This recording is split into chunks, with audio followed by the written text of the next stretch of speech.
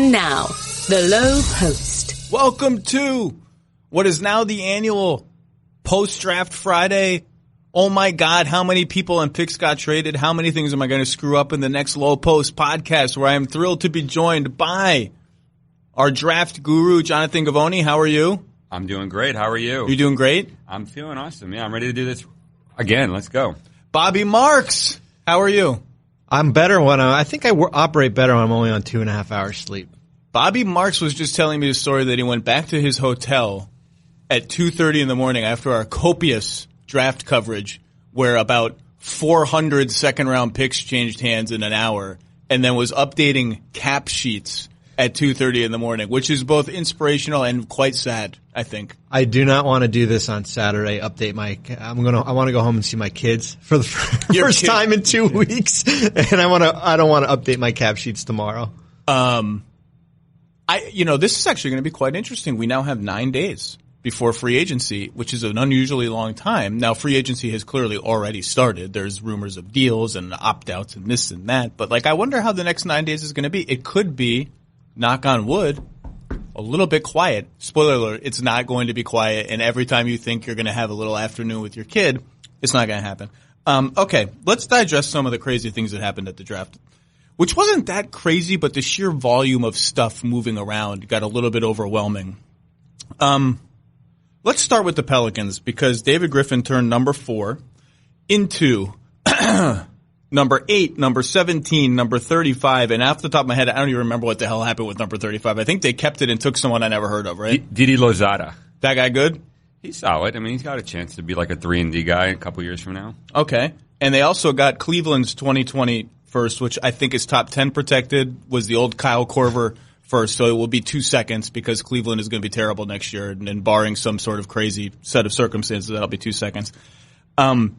All of the draft nicks say that is wonderful return for trading down what ended up being 4 spots. Is that about right? Like all the people who do that, like Pelton has his version of the Dallas Cowboys pick value chart. Like that seems like a lot to trade out at number 4, and Griff now has turned Anthony Davis into so many draft picks that I've lost track. I mean, when you see which players win the second round and what the actual value was and, all the craziness, I feel like if you like a player like Atlanta does, you make a strong move to go get that pick. I mean, it was obvious that DeAndre Hunter was their guy, and, I'm a fan of aggressive moves, and so I think that it was a good trade for both sides. Yeah, New Orleans just has a lot of stuff. Like, they really have a lot of stuff, and they got a couple of good prospects yesterday that people seem to like. So, Bobby, I have you here.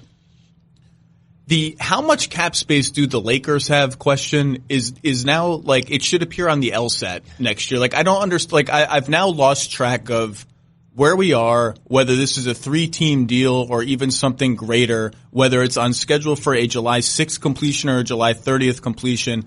Can you just tell me how much cap space the Lakers are going to have? Yeah, I mean, it depends on if a third team is added. I'm already afraid. I'm already starting to get scared. Right now, if the deal happened on July 6th, just between New Orleans and the Lakers, right? The two teams, what they agreed upon last Saturday, they would have $24 million in cap space, factoring in Anthony Davis not waiving his $4 million trade bonus. That will go up to 28. If he does waive that, the indication is that Davis will not waive that. If the Lakers can find that third team to take on Mo Wagner, Isaac Bonga, Jamario Jones, and ship those players to that team as part of a bigger trade, then they will have $32 million in cap space. You will shed those players there. This is not going to be an Atlanta, Brooklyn, Lakers. This is not going to be one of those big monster, 5, because everything. So the fact that number 4 already changed hands and number 17 has now changed hands twice, that doesn't make this a 3 and 4 team trade already? No, because what will happen is, Zach, is that you'll have three separate trades here. So you'll have first the Atlanta-Brooklyn trade, right? The Taurean Prince, Allen Crabbe trade. So the rights to pick number 17, which is Nickeil Alexander-Walker, will now go to Atlanta. They will have control of that. Then they will do a second trade where it will be the Anthony Davis trade with the Los Angeles Lakers and the Pelicans here, where pick 4 will now be transferred, which is the rights to DeAndre Hunter will be sent to the Pelicans. Then they will do a third trade, which is between Atlanta and New Orleans, and what they agreed upon last night will all be conveyed. So it will be all 3 separate trades that they all have to time separately. 3 conference calls with the league, but that's how the timeline is how it's going to have to be done. So the answer is we still don't know how much cap space the Lakers, even setting aside, let's assume Davis doesn't waive his trade kicker. Let's just take that variable out of it. So that leaves 27 or something like that, or does not 23. Yeah, 24 if he does not waive 23, it. 24, whatever it is. So we don't know if it's that or 32 or whatever. We still don't know. Between 24 and 32. That's the number we should go by until there is a third team or there is not a third team here. Which is exactly, as you know, that's a big gap. I mean, when you look at from free agency, that could be maybe 3 players, maybe 2. It's it's an $8 million player right there. And so the current thinking is that the Lakers understood all of this at the time of the trade. Now, I've lost track of who knew what and when. Again, this should be on the LSAT. Yeah, I mean, just talking with people, around the league in the last couple of days, the thinking is that the Lakers knew all along that July 30th was never really going to be in play because New Orleans was not going to be waiting around, and that the goal for them they couldn't wait because they didn't want to have this deal fall through. The goal for them was to find a third team to move these other players. Now it comes down to would New Orleans cooperate and make this deal even bigger here? I think that's the big question because it benefits the Lakers. It gives them more cap space to get one player at $32 million or 3 players, at maybe at $10 million. Jonathan, tell me about Jackson Hayes and this idea now that the Pelicans have. He's a real center. Zion is a Zion. We'll see what a Zion is like. It's very early to talk about how all of these players fit together, but how do all those players fit together? He's a project. It's gonna take him some time. I mean, this is a guy that didn't start in high school until his senior year. If you would have told anybody a year ago that he would be the 8th pick in the draft, people would have told you that you're insane. But just in terms of the physical tools, the size, the length, the mobility, there's a lot to work with. He was best center prospect in the draft. And, it's just interesting to see where the centers go because not a great night to be a big man in the NBA, and we're seeing that trend more and more here. I think it's interesting. I think Zion Williamson is going to play a lot of center next year. That's what it looks like because Jackson Hayes, I mean, I don't know how competitive they're going to be, but he probably isn't ready to play more than 15, 20 minutes per game right now. But long term, there's a lot to work with. How do you project? You've written a lot about Zion, obviously, for years and years. How do you project his jump shot? How confident are you as an evaluator that there's an NBA jump shot in there? Not that confident, but I'm not sure how much it matters if you use him the way I envision, which is as a Giannis type with the ball in his hands, your primary ball handler, surrounding him with shooters. It's going to take a while for New Orleans to get there because they don't have a lot of shooting on their roster right now. But I don't see a player in the NBA who can guard Zion Williamson at his peak, and so he's going to be really, really good. Yeah, they don't have a lot of shooting. When I think of shooting, I don't think of Lonzo Ball, and I don't think of Brandon Ingram quite yet. Although he shot 39% from 3 2 seasons ago. They do have $30 million in cap space, which is when I redid my New Orleans cap number this morning. They cleared Solomon Hill in this trade as well, which is something we should talk about. Which is a good win for them.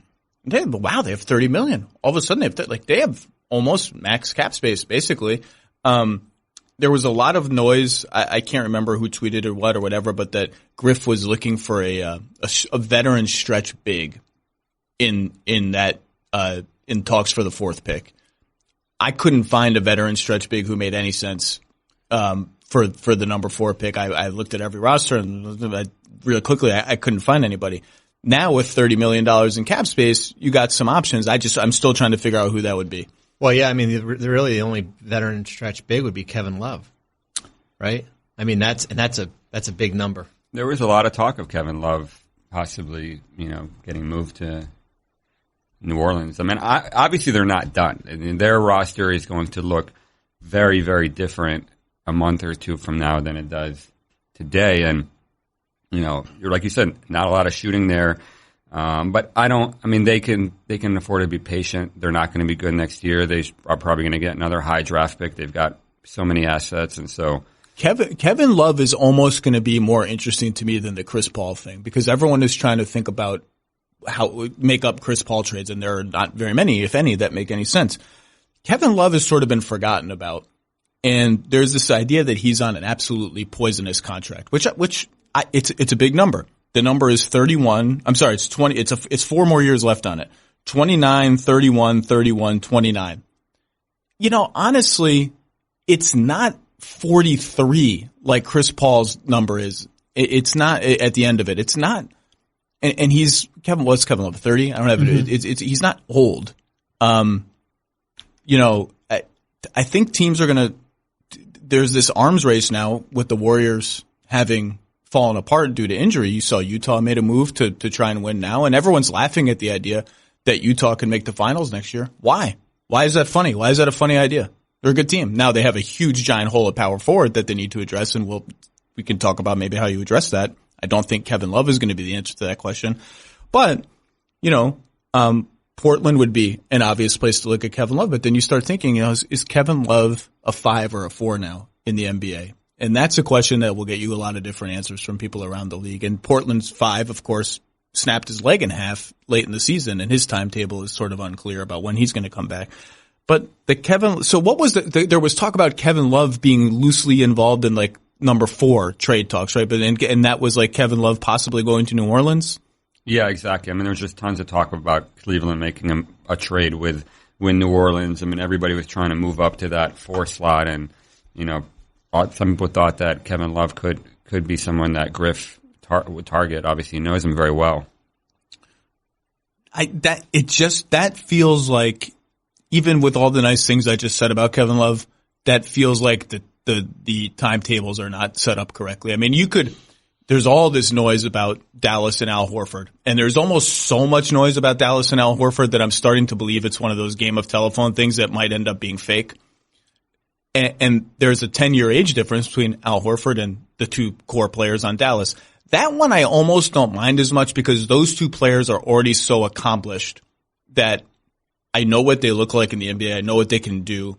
They're ready to perform in big games for good teams right now, provided Kristaps Porzingis is healthy. New Orleans guys are just, Zion is a we'll see what he does. He's going to be a good rookie, but he's a rookie. Lonzo and Ingram, it almost feels like they need to kind of reboot. Let's figure out who we are in a new environment outside of the circus, outside of LeBron. It just feels like a little soon, a little rush to throw a guy like Kevin Love in there. Let's talk about Atlanta.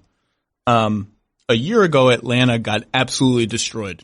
Not on this podcast, by the way. On the post-draft podcast I did last year, I said, look, we're going to have to wait. I understand everyone loves Luka. Luka's the best prospect in the draft. Everyone loves him. I loved him. They traded down and got Trae Young and a future first that has now turned into Cam Reddish. Luka was way better than Trae Young last year. Even when Trae had a really nice last 40 games, even during that span, Luka was a significantly better player. But Trae had a really nice last 30 games. Reddish, I don't really know much about. He's got certainly the big name Duke stuff. How do you think, start with you, how do you think that trade is going to look in 5 years? The Luka trade? Yeah, the Luka trade. I mean, Trae Young has been really good, so I think it's going to look good for both sides. I mean, they obviously invested in Trae, and they set up their whole team around him, and they're continuing to do that with Reddish and DeAndre Hunter. Unlike a lot of teams last night, you can see an outline of a plan for the Atlanta Hawks. They have a blueprint of what they want to do. They have a style of play. They have a style of player that they like, and so I think it's they're putting Trae Young and the players that they draft in a position to be successful, which a lot of the teams last night, you're like, just what the hell are they doing? I mean, what is the plan here? Yeah, give me your what is the plan here teams, because we were talking a little bit before the pod. Give me your what, because one of your what is the plan here teams surprised me on multiple levels. Phoenix Suns? No, that we're going to talk about in a second, because that's not a surprise. The Spurs is the one that surprised me. Yeah, I mean, draft, you always associate international players with the Spurs, but I probably had 7 different international scouts reach out to me and say, did I just miss the boat on Luka Samanic? Because international scouts did not like this kid. They were worried about his toughness. They were worried about his mentality. And they're all saying, okay, if you love Luka Samanic, just draft him at 29. I mean, this is like, the Monday, the quarterbacking that goes after the draft. Who knows if he would have been there? I know that he was very nervous on draft night about where he might end up. There was a lot of talk that he's going to drop to the second round. So, getting Keldon Johnson at 29, you could have easily have flipped those 2 guys. And so, that's interesting. Is that fluid? The whole draft is honestly really fluid. I mean, Bol went 44, and Justin. So what's the deal with Bol? As someone who does are the medicals just like? Is he just a broken foot waiting to happen tomorrow? Is he like there's characters to like? Well, how the hell does Bol go from top 5, then he gets injured, to still in the green room? Which huge catastrophe! Everyone who organized that. Good, well done. Can I say something real quick? Yes. I think we need to go back to just inviting 12 to 14. Why guys. are there 24 dudes there? I mean, you're setting yourself up for Rashard Lewis part. At least Rashard went in 30. Was there 30? Maybe the first pick in the second round. I think maybe the first, second. But this was talking about feeling. We got to a point. I think before the Nasir Little pick, I think we had 6 players still left in that green room last night. Serve them food at least or something. Bring some food out. He's going to be sitting there the whole night. So what's the deal with Bol? Tell me about what happened. I don't understand. It's a combination of intel, medicals, and then weighing 208 pounds. If you're a center in the NBA, it's hard to be under 210 pounds. And so, a lot of teams told me we had this guy top 20 on our board. It was going to be such a huge endeavor for our staff. And we just didn't want to put them through it. Honestly, we just didn't have the patience. I mean, it would have been a daily thing of holding his hand. And so once you start sliding in the draft, there's no telling how far you can go. And that's what happened with Bol. But, I'm happy for him that he ended up in Denver. I think that's a great spot for him. Tim Connolly, told me that, they had him top 10 on their board. And so, to get a guy like that, or who you can be patient with, and they had him top 10 on their board yesterday? Yes. Yeah. A couple of teams told me they had him top 20, so it's not like he was universally red flagged and, people just took him off and said, do not draft. So I don't know what happened. If you're Sacramento, how do you not take a chance on that guy at 40? You take Justin James, who by all accounts, you could get him undrafted. So where is the value there? I mean, we were talking about this earlier. Teams kill themselves all year to get second round pick after second round pick. And then, the draft starts and all these really good players don't get picked because they don't want to take 2 ways. So I don't understand why teams fight over these second rounders so much to go and just let all these guys go undrafted. What happens if you draft Lou Dort 55th. I mean, and so what? He's going to force a tender? I mean, what's so bad about that? At some point, you just got to go get talent in the draft. I mean, that's what it's all about. Most years, our top 80 gets picked almost in pretty easily. This year, there were 4 or 5 guys who weren't in our top 100 that got drafted. And so, you look back on the second round year after year and anything can happen, but it was a surprising night in that regard. I've been doing this for 16 years, and I really have never seen a night like that. Wow. You said something about, Bol, top 10. Look, I believe that he was on the top 10 of Denver's board. I will say my favorite thing about the day after the draft is how every organization anonymously leaks its top tier of, we had a tier, we had a line right below here, and just by coincidence, the guy we ended up picking was in our top tier for sure. Culver, Minnesota, like clockwork, had a top tier, and Culver was in the top tier, and just, it's every time. And Atlanta, so speaking of seconds, Atlanta, I believe, sold 2 second-round picks before the draft and then traded 3 of them to get the 34th pick and draft a guy I damn sure never heard of. But that does Bruno Fernando. Which people say is good. So that's 5 second-round picks out the door for the Hawks. So I just want to go back to the Hawks for a second. So the Hawks now have Trae Young, John Collins, DeAndre Hunter, who's going to be a 3/4 in the NBA, or just a 3? 4. 4? Okay, because I was talking to some of his people at the draft hotel yesterday.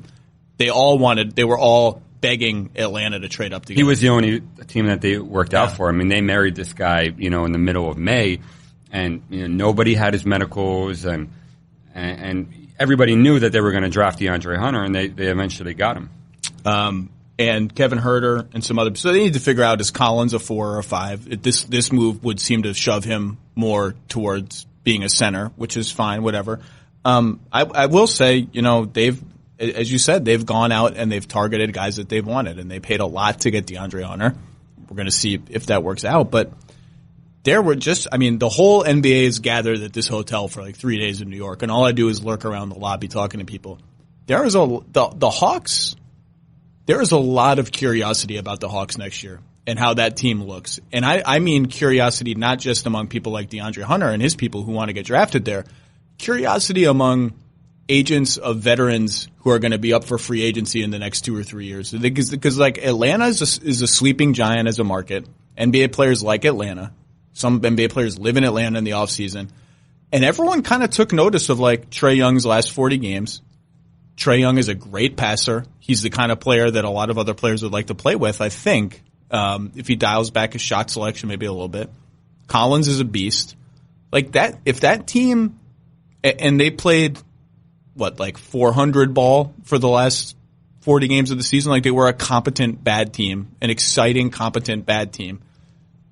I'm just like, the jury is not out on the Luka trade. I think Dallas will probably end up, depending on Reddish, obviously, I think Dallas will have taken the best player of those 3 players will be Luka. So maybe they win the trade by default. But it could end up being close. And we'll see about Hunter. But there's a lot of excitement in the league about the Hawks. It's funny. They have 7 players on rookie contracts. So 7 out of they'll have a roster of 14. So half their roster will be guys on rookie contracts. The other 4 players are Kent Bazemore, Alan Crabb, Miles Plumlee, and Solomon Hill, which equate to, I think, $62 million in expiring contracts.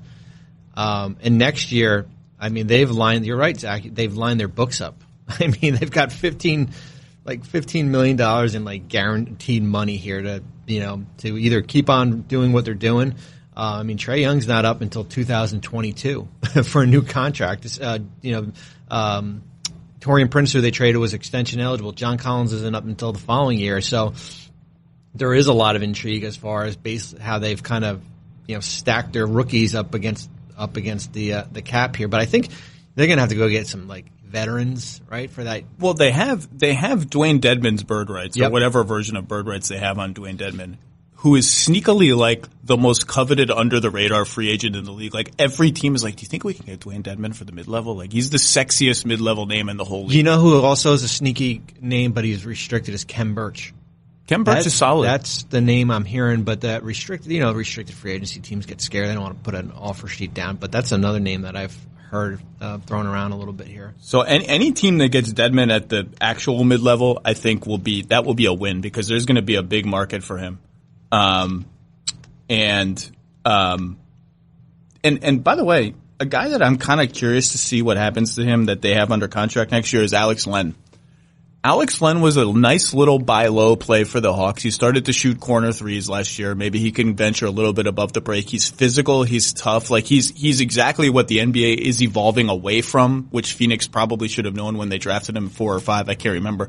But he had an interesting, sneaky season last year, and I'm curious to see what he can do. Enough Hawks. Let's talk about the Suns. Because someone has to help me put this together. The Suns made 3 trades last night. In order, they dumped T.J. Warren, who's going to end up making about the NBA average, and the number 32 pick to Indiana. And you're okay. Suns are trying to clear cap space. It makes some sense. Suns got a clear cap space. They need a point guard. They had 14 point guards. Now they have 0, or like half of one. Could make sense. Clear some cap space. Then they traded number 6 for number 11 in Dario Saric. Okay. So you can talk me into that. Everyone said, He's Croatian. He's Croatian. I like Dario. Very nice guy. Do you like Philadelphia Dario or Minnesota Dario? Well, Minnesota Dario is cranky and a little sad and not and You like paying him in a year? How much are you going to give him? No. We're going to get to all this. Okay, we're going to get to all this. You can talk me into Saric. Is all I'm saying. You can talk 6 for 11 in Saric. Like I think Dario's a pretty good player. I actually don't know how big of a market he's going to be. Like, is he a $15 million player in the NBA? Is he I don't think he's a $20 million player by any means. He brings some playmaking that the Suns, who are full of chuckers, could actually kind of use from a big man position. Like you could talk me into that. And 6 and 11, like everyone kept telling me, the difference between 6 and 18 is nothing. So you can talk me into that. They added about $1 million of net salary in that trade. So whatever they sent out, dumped in Warren, -1. Then they trade with Boston, and they get Baines, who makes 5, and they get 24, and they take Ty Jerome, who's a point guard. And they've now erased 70% of the cap space that they opened up with the TJ Warren trade. So in the aggregate, in number 11, and we'll talk about who they picked at number 11 in a second, Dario Saric, number 24, and Aaron Baines. Out, number 6, number 32, which the Pacers then turn into 3 seconds, TJ Warren, and the Bucks first round pick in 2020 to the Celtics. So 3 picks above 32, so almost 3 first round picks out, 2 in, and then the players I named. So like, and when you sort of, the dust all settles, the Suns with Kelly Oubre's cap hold, and like Kelly Oubre is a decent young player. The Suns should want to keep Kelly Oubre, have I think 14 to 15 million in room. Not enough for D'Angelo Russell, who they have openly coveted. Not enough for anyone. Not enough for Malcolm Brogdon. Like maybe enough for Patrick Beverly. Not enough for a max free agent. What in the hell just happened? Can someone tell? Like what are they doing? What happened? Well, and when the trade was announced, and I think that was the first one, right? It was like 5:30 on Thursday. That I had thought that Indiana was sending pick 18. They had 18 or 17 as part of that deal to take back the TJ Warren contract, and they got 32. Indiana got back 32 in cash, and like that was when we wrote about it, that was one of my first round winners was the Pacers because of that contract they took back, and I think Indiana took 32 and turned it into 3 seconds. 3 seconds. Miami took the kid from Stanford in there. I don't know. Okpala. Yeah. I like his name, KZ, right? I'm in on that guy. That's all it takes for me to be in on a college guy I've never seen before. Is a good name. I'm in. But yeah, so we all thought that was all cap, right? Cap clearing. Here we go. D'Angelo Russell, point guard. You still had that Milwaukee pick. You can move Tyler Johnson. Maybe you can try to find a home for him down the road. Maybe open up more. And then they move. They go from 6 to 11. They take Sarge. Jonathan can talk about Cam Johnson. And then the Boston trade, and I like Ty Jerome. I do. But you got to give up the Milwaukee pick. Why is Baines in that trade? That is probably going to be the $1 million question. I know that when he opted into his contract about a week ago, that the goal for him was to try to find another team. That Danny would maybe move him on to another team, or maybe he has a bigger role. But he would have had a bigger role in Boston, right? With if Al Horford's not going to be there. But yeah, I mean, you put Baines in that deal. So it was Baines and 24, right, for Ty Jerome, which is it's pretty good, and the Milwaukee pick. It's a pretty good. Yeah, Boston did all right there. Yeah. Everyone's killing Boston. I don't feel strongly either way about what Boston did last night. I just don't see what the grand plan. The intel was they just wanted to dump TJ Warren. They just don't like TJ Warren. There's something about him. They don't want him on their team. He doesn't make a lot of money by current NBA standards. He shot 40-something% from 3 after doing nothing from beyond the arc in his first couple seasons. So if that's real, He's an interesting, in his first couple of seasons, he hasn't played a lot of defense. He does not pass to anyone. He just never passes.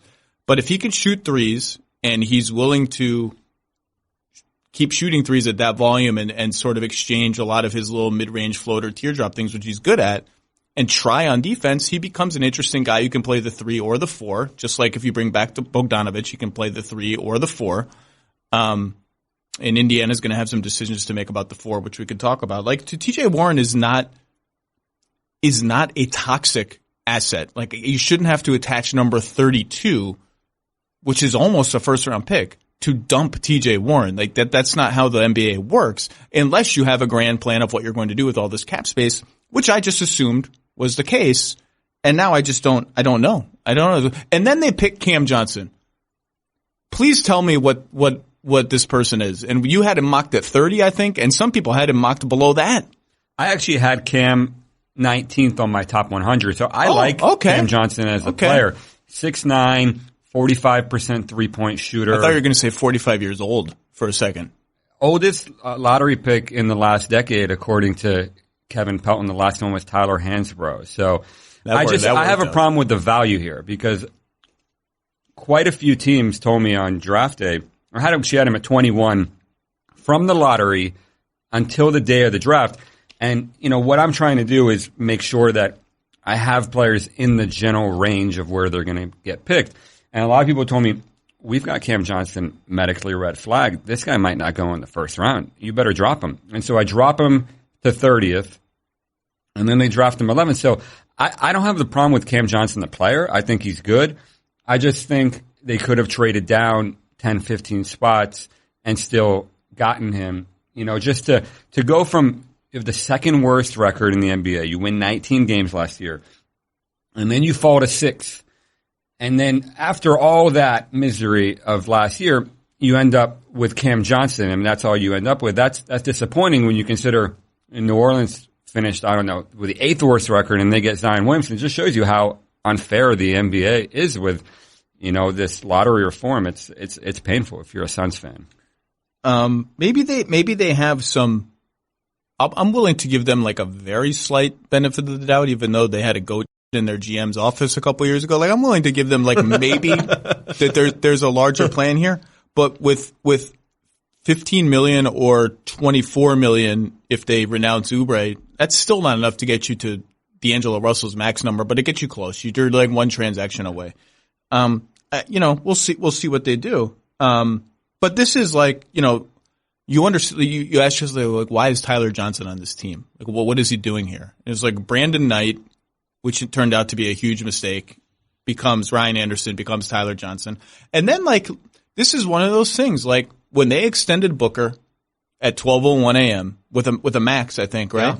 First guy off the board. I didn't mind. Like, I get why teams do that. You particularly a team like the Suns, who's trying to prove to the larger NBA, we take care of our players. We're a competent organization. You should want your players to come to us. Like, you got to take care of your guys. And so you applaud that and say, maybe Devin Booker, he's going to have to grow into that role. I'm a Booker optimist. I've said that many times on this podcast. I'm higher on him than a lot of people. So it's fine. There is a price for that. And the price for that is he would have been a $10 million cap hold right now instead of a $27 or $28 million player. And like, that's your cap space. That's your TJ Warren dump. That's all of that. So, I didn't mind it at the time. I still don't mind it now, but you just shouldn't have to dump TJ Warren. We'll see.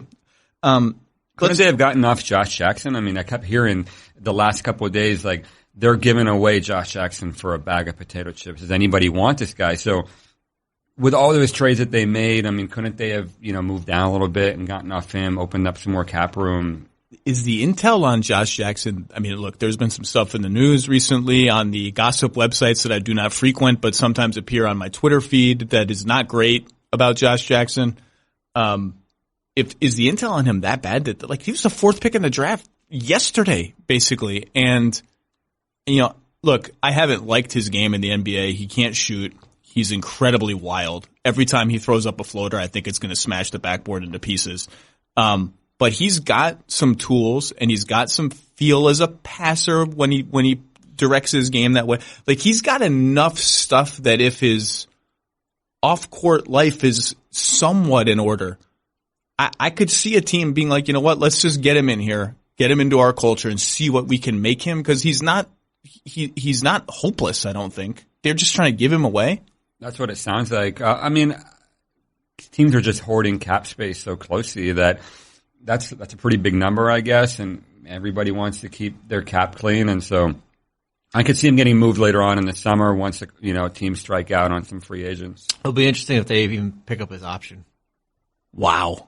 8-9 for next year, for 2020-21 for his fourth year. So this is the team that just did not pick up Dragenbender's option, did not pick up Marquise Chris's option. That's not great. Let's talk about the Nets and D'Angelo Russell since we're here. Phoenix right now does not have room for D'Angelo Russell, although there's lots of, you can do sign-in trades, there's all sorts of things. Dallas has all this cap space, about 30, right? We'll see who they target with it. The Knicks are a big fat TBD right now. Indiana needs a point guard. All the intel is Rubio. I think that is the leading candidate, but they have other options there that they're going to look at. The Lakers, we just had the whole discussion about, I can't figure out how much cap space they have and what they're going to do with it. If Kemba Walker leaves, Charlotte needs a point guard. Don't have a lot of cap flexibility to get one. Interesting debate about Boston. If Kyrie leaves, which we're going to talk about now, and they bring back Rozier, do they need to spend any cap room on a point guard, or should they spend their cap room in other places? Should they just roll with Rozier and Marcus Smart and maybe Brad Wanamaker and leave it there? That's an interesting one. Orlando has DJ Augustine going into in his last year of his contract and Markelle Fultz, sure, I don't know. Detroit would love to have Reggie Jackson be gone, I think, and he will be after next season, but they don't have any space to do anything. The Wizards have John Wall and Satoransky heading into free agency. Minnesota's up to something. Minnesota is up to something. They made that trade last night, which everyone seemed to like. This Culver kid will fit well with them. They have all these wings now. Obviously, they'd love to get off Wiggins. There's been a lot of Minnesota D'Angelo Russell noise, and it's not all Karl Towns commenting on Instagram because they're friends. Minnesota has communicated to the league, not the NBA league, just the league at large, that they believe they have a pathway to get D'Angelo Russell. I can't see what it is because they're capped out and they have all these contracts nobody wants, but they've communicated that, so TBD.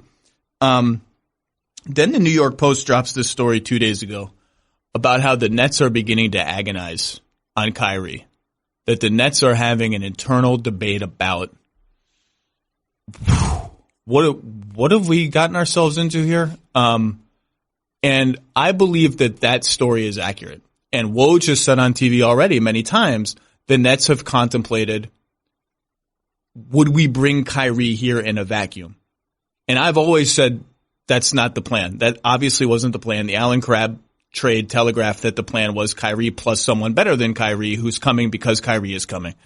And that someone better tore his Achilles during the finals and has thrown, and the ripple effects of that are rippling all over the league.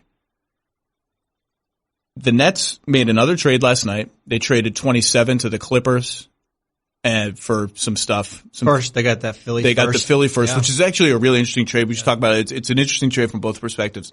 But the net result for the Nets, no pun intended, is that they cleared another $1.8 million in cap space. They are now very close to the two max slots, the 30% for Kyrie and the 35% for, let's call him KD. Just throw some letters out there. Just call him KD. They are now close enough that they can make that happen without trading Taurean Prince. They might have to trade Musa or somebody like that. It appears that's going to be the plan here. What does that mean for Russell? Do we know? What can we say about the Nets? We can say is, and I don't want to hurt Net or scare Nets fans, but I would be concerned about Kyrie Irving as a solo act. And I've seen that solo act before, and his name was Darren Williams. And I don't want to compare the two as far as, style, both, different styles there, but as far as on the court, off the court, a little moody here. Is he a good teammate? All those questions there. And I think we all know how that worked out for all of us You're currently on this podcast. I'm talking to you. I wouldn't say that Kyrie will be sitting in the Sean Marks' office on the couch, when we're doing free agent stuff like Darren did, and was pondering what guys we should go out and sign. But I would say I think that article is accurate. I would, it's a debate like, well, who would you rather have, D'Angelo Russell or Kyrie Irving? Well, Woj has already said it. Like, that article wasn't the first place to say it. I think it was the first place in print to say it. But Woj just said, on TV that. So not to spoil a column I might write, but you just asked the question. And if you poll league executives, and I've probably polled 24 by now, with this question, in a vacuum, no Kevin Durant, no star number 2, whoever that is Kyrie Irving, just make up the number, whatever it ends up being, $8 million better than D'Angelo Russell in a vacuum? I would say of the people I've polled, 2/3 say yes, 1/3 say no, especially not with what he's going to bring off the floor, or to your locker room or whatever it is, or what has happened in his previous stops. All that said, I still think if Kyrie wants to come to Brooklyn, the Nets will make that happen. But that's an interesting question. And if you boil down whatever discussion is going on in Brooklyn, reportedly, that's what it is. Is if the second guy is either not Durant or the Achilles is throwing the whole thing into question, because you just can't assume Kevin Durant is Kevin Durant ever again. Like, that's not how Achilles injuries works. I hope he is. I hope that turns out to be the case. And if the second star is just name one of the. What happens if the second, and he's not a star, but he's probably going to get a max. What happens if the second guy is Tobias Harris? This is what I'm saying. If the second guy, just name a guy who's not one of the 5 best free agents. So that's not Kyrie in a vacuum. That's Kyrie plus someone that wasn't really our plan A or plan B. Is Kyrie that much better than D'Angelo Russell? And is that other guy that good that it being whatever baggage comes along with it is worth it? That's a question that will get you a lot of different answers around the NBA. Well, and I mean, you watched them all last year. We all did. I mean, that was a position of strength, right? Guard play with Russell, Dinwiddie, LeVert, Joe Harris. The playoffs kind of exposed that you need that second score, probably more of a big stretch 4. And it's like with D'Angelo, it's like I think I wrote about it. It's like the analytics versus the eye test. Like, the analytics are not like a D'Angelo. They are a D'Angelo Russell fan. But if you watch him, there's still some things about him. But I think a lot of it had to do with how that Brooklyn team basically, he had to kind of put that team on his shoulder, especially when Dinwiddie was out with that injury. And if you're asking me who would I rather take, I'd rather take D'Angelo Russell. And if you had asked me that when the start of the season, I would have said you're crazy. I would have said Kyrie Irving. But the more I watched, I'd rather have $6 million less of D'Angelo Russell and a player that's been in that system for 2 years already and is not going to probably rock the boat. It is a really interesting question, because the answer should obviously be Kyrie Irving. And for some people in the league, it is obvious. And for other people, it's not obvious. And for other people, it's the other answer that you just gave. I don't want to belabor this point because I might write about it, but I do think athletically they are at a different level. And they're D'Angelo Russell, the question that everyone has to ask themselves, and the question that the Nets are asking themselves, is, did he get better last year, or did he just make a lot of floaters that he missed in previous years? And by making those, was that just sort of the random blip of stuff that happens in a year, or is it real? You know what, too, Zach, real quick? The thinking in front offices sometimes is that the players that are out there, either free agent and trade targets, like, you value those guys more than sometimes your own players. Like, you think that guy, that Kyrie Irving out there, maybe D'Angelo Russell left a bad taste from the Philly series, right? He was not good in the playoffs now, and it's a fascinating alternative history of the Nets last season is, what if LeVert never gets hurt? Because LeVert was the best player on the team. He was the all-star buzz was about LeVert. It was his team. And then it became D'Angelo's team. And the net effect of that is teams started game planning for him. After about 20 games, okay, this guy's going to have the ball all the time. I think he ran the third most pick and rolls in the entire league. This is his team. Teams start game planning for him, and he did pretty well. In the playoffs, game planning for him meant, here's Ben Simmons, deal with this. And it did not work out very well. Well, you're right. We saw after game one, right? He had that great second half in game one, and then, he struggled mightily. And I think that's where probably the Kyrie Irving debate comes in, where here's a guy that's, can take over a game, but is it by himself now? Jonathan, tell me a little bit more about what you think of Chicago getting White at, what did they pick, 7? Because with White and Chris Dunn there, now Chris Dunn may not be long for there, but we'll see. Another theoretical point guard free agent landing spot has perhaps been vaporized. There was a ton of Malcolm Brogdon Chicago noise. We'll see about that now. That may be off the table, though Brogdon is good enough to play the 2, but then they have Zach LaVine, who they doth protest too much about, that they would never trade Zach LaVine. How dare anyone suggest we trade Zach LaVine? How dare anyone suggest we trade Chris Dunn? Chicago is the king of how dare you?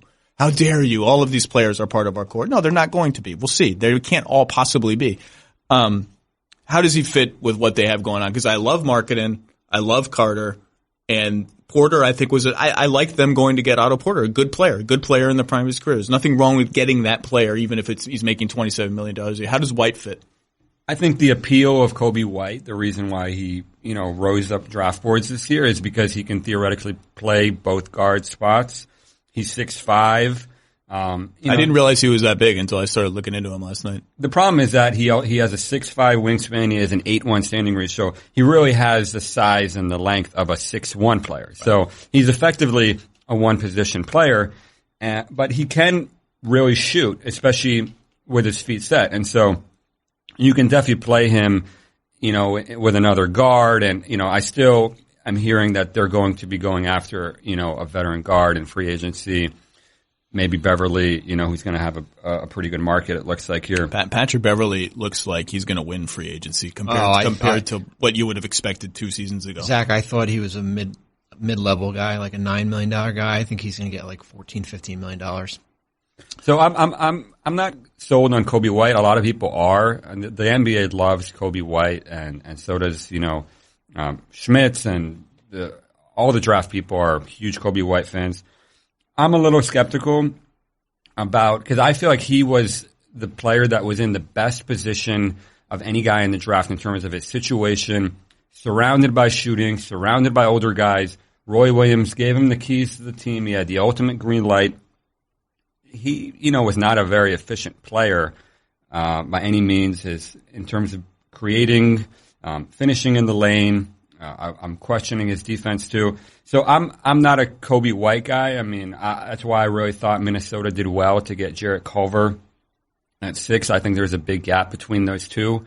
So I'm curious to see how things turn out. It looks like, if the Bulls don't get a guard, they're going to put the ball in Kobe White's hands and let him loose, and that'll be good for his development. But I wonder if we look back on this pick, 3 to 5 years from now and say, Kobe White's a nice backup. He's a Jordan Clarkson type. He's a Patty Mills type, something like that. I'm not sure that in a normal year he's the 7th pick in the draft. Interesting. Speaking of Minnesota and Culver, I liked that they kept Covington. I liked what Minnesota did last night. I liked that they kept Covington. It really sounded like they thought they had the number 4 pick, and it was a little bit surprising that didn't materialize, because all the talk 2 hours before the draft was Minnesota is going to be drafting 4th, and what are they going to do with that pick? Do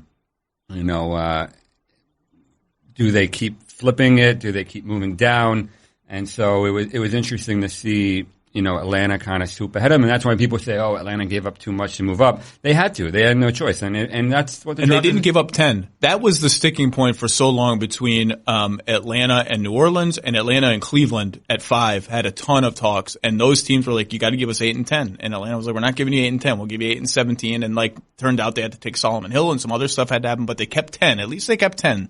Yeah, I don't think they paid that heavy of a price. They're not going to be players in free agency. So for me, Solomon Hill, who cares? Honestly, it's they, not. They were a team that was going to take back contracts anyway, right? They were a team you saw when taking back the Allen Crabbe. That's been the trend the last 2 years is take back money in draft picks. And now, like, if you think that your guy is in that like 4 to 7 range, right in there, then go up and get him. Exactly. Don't wait to 8 to have is the a ball good there. trade. So I just think people are skeptical of DeAndre Hunter, and that's where they wonder, did they have to move up? Where would he have been actually picked had they just stood pat at 8? Maybe he would have been there. Maybe they didn't have to give up 17.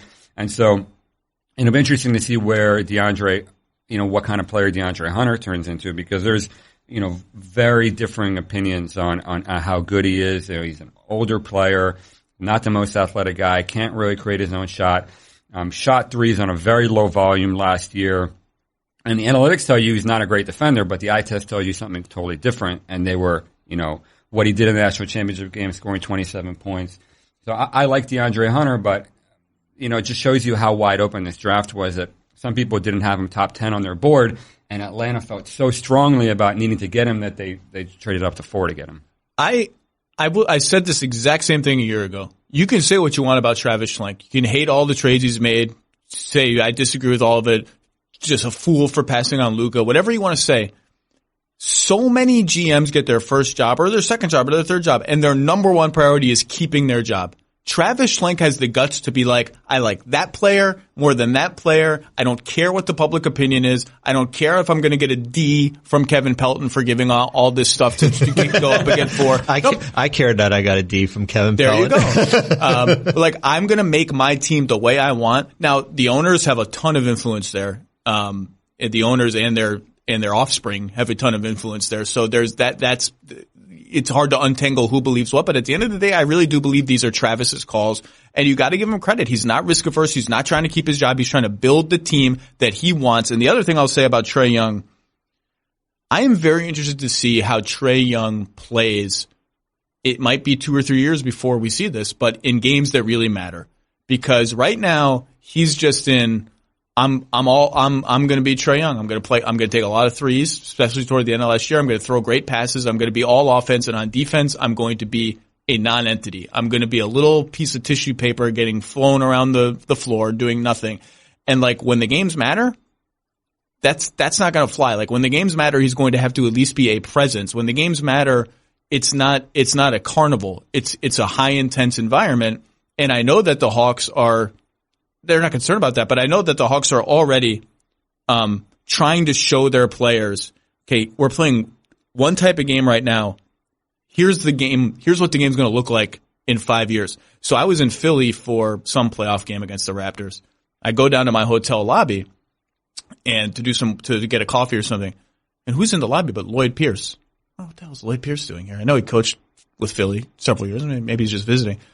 He's having coffee with some redhead. Oh, it's Kevin Huerter. And so Lloyd Pierce did the thing that Brett Brown did where he took all his young players and said, you know what, we're sitting courtside at an elimination game in the conference finals because I want you to see what this looks like. I went up and talked to them. That's what they were there to do. And so I'm interested to see what Trae Young looks like in real games, real competitive games. Brogdon, going back to Chicago, one of the big questions of the offseason to me is, where is Malcolm Brogdon going to be? Because the Bucks are starting to brace themselves for a $20 million offer sheet. And I don't know what the walkaway number for Milwaukee is, but they have it.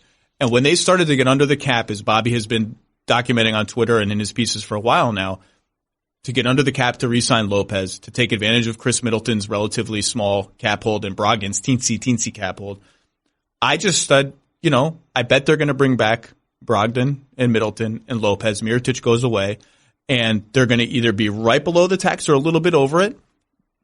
And I think the question is going to become, are we willing to pay the tax for Malcolm Brogdon? And I don't know what the answer is, but Chicago may have taken one place off the board. But I know the Bucks are bracing for a huge Malcolm Brogdon offer sheet. And look, you can tell me they have Bledsoe already. How essential is Brogdon? How replaceable is he? Malcolm Brogdon, when it mattered, was the second best player on their team. when it mattered against Toronto and Eric Bledsoe couldn't shoot and couldn't be on the floor, Malcolm Brogdon was the second most important player on their team.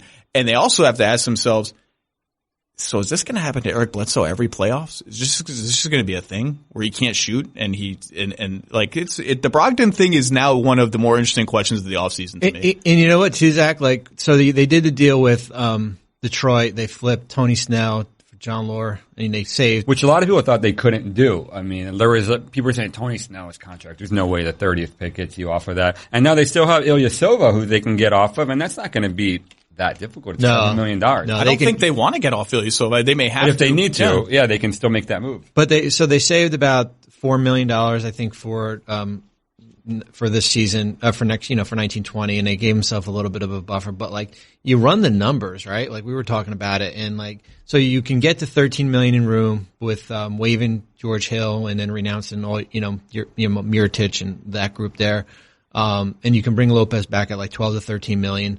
And then with Middleton and Brogdon at 20, you're going to be in a luxury tax. I mean, you're going to be like I think 8 million would say. No, and you can say, the luxury tax, that's bad. Like, Giannis's mega deal is coming up in a couple of years. We got to prepare for that. You got to avoid the repeater taxes and the other thing. But like, this is when you pay the tax. Well, yeah. And the thing is, other things like Malcolm Brogdon's cap hold is $3 million, right? So if Malcolm Brogdon goes, like, you're not going to be able to like replace it. It's not like it's like a guy's got a $30 million cap hold and you're like, you know what, let him go.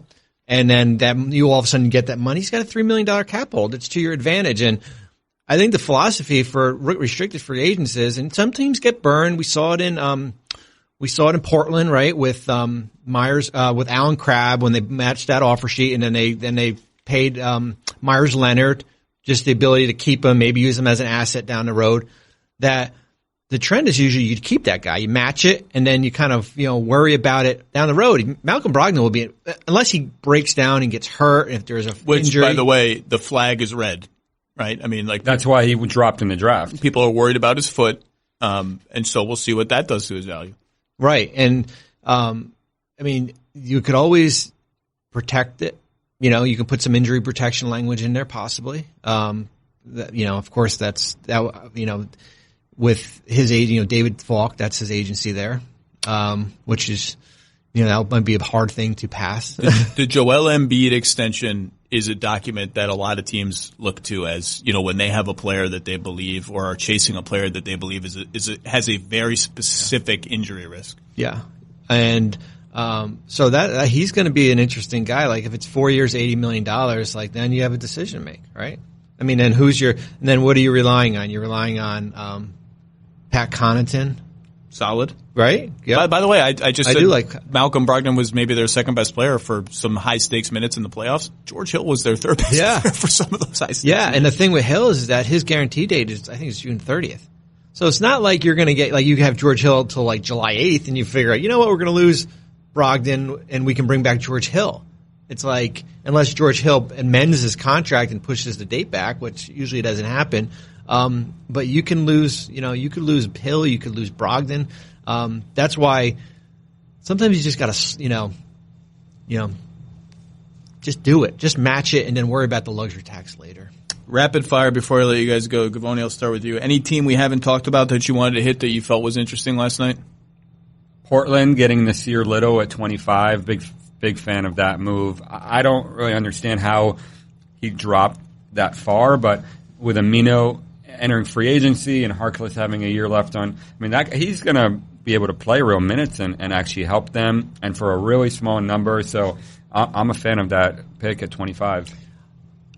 Tyler Hero to Miami, and not because I helped prep him for his draft interviews during this process. Really? I did. I prepped a bunch of these guys as I enjoyed doing it, and and he was one of my guys that I got to prep. So I got to know him a little bit. So I know what type of personality he's getting to Miami. Hard nosed, right? Plays with an edge. I was going to say, is he ready for the pads and practice and all that stuff? I think he is. He's got an edge to him, right? I mean, here's a kid who was committed to Wisconsin, decommitted to go to Kentucky, and basically got like death threats. I think he told me like he came out one morning and like someone had egged his house. Like this was like a 17-year-old kid in in high school. Are college sports fanatics the most fanatic of all fanatics in sports? I mean, just like that's crazy. What you're describing is like institutionalizing behavior. You know what's too crazy? And I'm sorry, I'm running rampant on this, but I asked him when I was prepping him. I said, "What happens if Milwaukee drafted you at 30?" And I said, "Yeah, you're not going to get to 30, right?" Like I just said, like, what happens if the Bucks? And he like looked at me like, "Yeah, I guess I'd go." You know, like it wasn't like he's like, "I got to get out of Wisconsin." You know, I've lived there all my life, but you know, the whole going there, you know, really turned a lot of people up. But I think there and KZ Okpala, is that how we say it? You know, those two players for a team that had, you know, financial restrictions, but based on that roster. What about the Grizzlies? I think they deserve some props. You know, they locked into Ja Morant. That's one thing, but then they go and make an aggressive move to go get Brandon Clark. You know, only cost them a 2024 second rounder. They signed my favorite undrafted free agent, John Conchar, immediately after the draft to a two-way contract.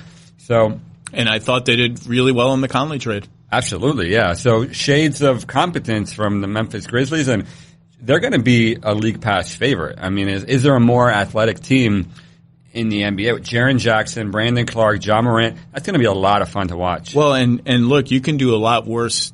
That's even downplaying it. If you're in a full rebuild, which they now are, you get to start with Morant and Jaren Jackson Jr. Like, look, I'll learn more about Morant as he plays, but all of the reports are amazing. He's the number 2 pick in the draft. And Jaren Jackson Jr., I voted him 3rd rookie of the year, even though he missed 25, 30 games. I thought he was awesome. I would have voted him 2nd rookie of the year had he been healthy all season. I put him 1st team all rookie, all of that. I thought he was fantastic. He can play 4 or 5. You can build your team however you want around him. I think they got decisions to make with Valanciunas. I would worry about getting a little too excited about all the scoring numbers he put up in Memphis and giving him a number that's a little scary. But now that you get Brandon Clark, I think that maybe eases. You know, this guy is turning 23 in September. He's a little bit like Jaren Jackson. He, probably the best athlete in the draft after Zion or Ja. Best shot blocker in college basketball, can switch on everything. Lob catcher, shot 70% from the field. And I think he's going to end up being a good shooter as well. So Brandon Clark, to get that guy at 21, I think is a huge steal.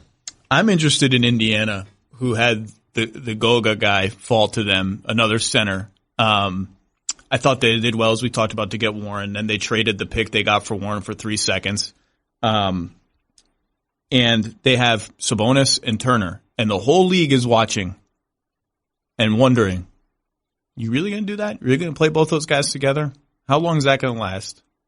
What's it going to cost us to get Sabonis? What's it going to cost us to get Turner? They drafted another center. Now, I don't know how far he is away. I mean, you can tell me. But the plan right now, and Warren kind of slid down to becoming a 4 in Phoenix, right? The plan right now is I think the Pacers are going to give it a shot and start Sabonis and Turner together, play Sabonis as essentially your 4 defensively, which is what he was last year when they played together, and see how that goes, which means Thad Young is out the door. And Thad Young can help a lot of teams, including Utah, who has a big hole at the 4. Maybe not the shooter that they want, but certainly the kind of defender that they're going to need on their team. Indiana's got, and they obviously have a big hole at point guard. They've got Bogdanovic going into free agency. They have a walkaway number for Bogdanovic. I don't know what it is, but he's going to get a lot of money. And he's a good player. Responded well to Oladipo's injury and being elevated into it. The Indiana's got a lot of balls in play. Now tell me about Goga. Goga is ready. I mean, this is a guy that averaged 12 and 6 in 24 minutes in the EuroLeague.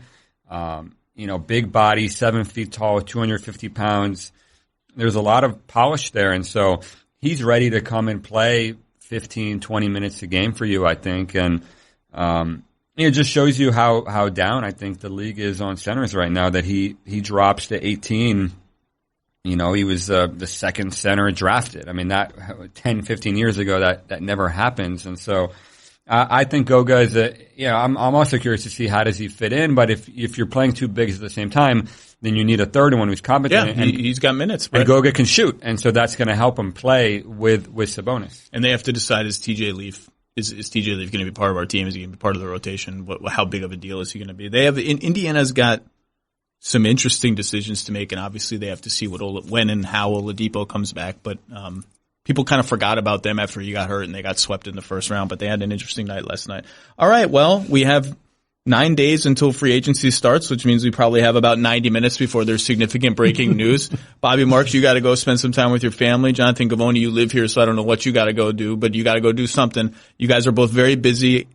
We're all sleep deprived today. Thank you very much for taking any time out to join us, and we'll have to do it again next year. This was fun. Thanks, Zach.